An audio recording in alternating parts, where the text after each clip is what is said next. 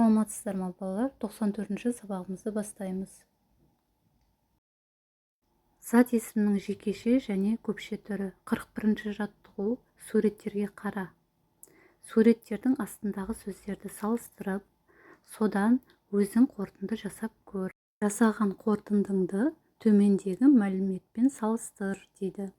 Суретте бірінші бір баланың суреті тұр, яғни бала, одан кейін екі баланың суреті тұр. Ол балалар көпше түрде айтылып тұр, иә.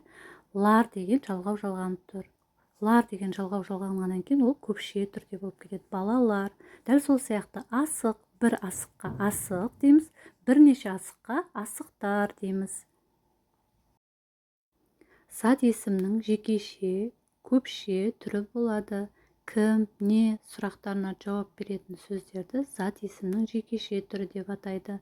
Мысалы, әке, кім, әке, не, үй, не, құс, кімдер, нелер сұрақтарына жауап беретін сөздерді зат есімнің көпше түрі деп атаймыз. Мысалы, әкелер, үйлер, құстар. 42-ші жаттығу. Өлеңді мәнерлеп оқы. Қарға, қарға, қарғалар, қар үстінде жорғалар. Екі шоқып бір қарар, деп жолымды оң қарар. Зат есімнің жекеше, көпше түрлерін тап. Зат есімдер қарға, қары, көпше түрде қарғалар, қарлар. Жекеше түрде қарға, қар. 43-ші жаттығу. Жаңылпашты жатқа жаз. Жаңылпашты жатқа жазасыздар. Шүрегей сүңгігіш пе, сүңгуір сүңгігіш пе. Шүрегей, сүңгуір сөздерінің көпше түрін айт дейді. Көпше түрде шүрегейлер, сүңгірулер.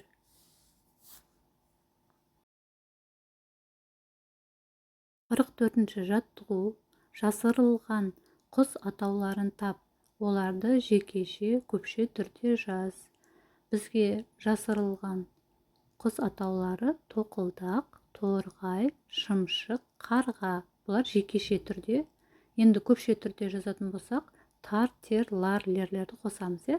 Тоқылдақтар, торғайлар, шымшықтар, қарғалар. Осылай қосқанда көпше түрге айналады екен. Осымен сабағымыз аяқталды. Сау болыңдар.